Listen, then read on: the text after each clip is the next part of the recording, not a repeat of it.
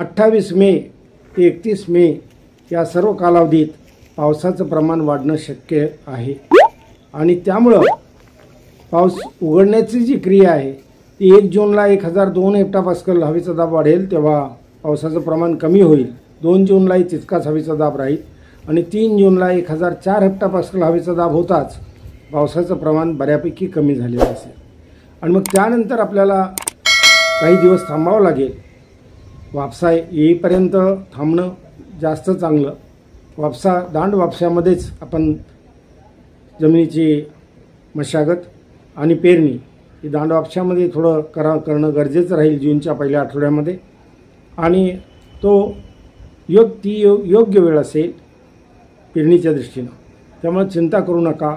आपण ही परिस्थिती येणार आहे त्या काळामध्ये जेव्हा पावसाचं प्रमाण वाढेल बुधवार ते शनिवार या कालावधीत तेव्हा शेतातलं पाणी काढून देणं आणि शहरी भागामध्ये देखील त्या पाण्याचा निचरा कसा होईल हे पाहणं ही मुख्य काम या पुढच्या 4-5 दिवसात राहण्याची शक्यता आहे आणि म्हणूनच हा अंदाज आणि त्याबरोबरच शेती व्यवस्थापन आणि इतर व्यवस्थापन आपण कसं करावं याबद्दल मला माहिती देण्याची जरुरी वाटली.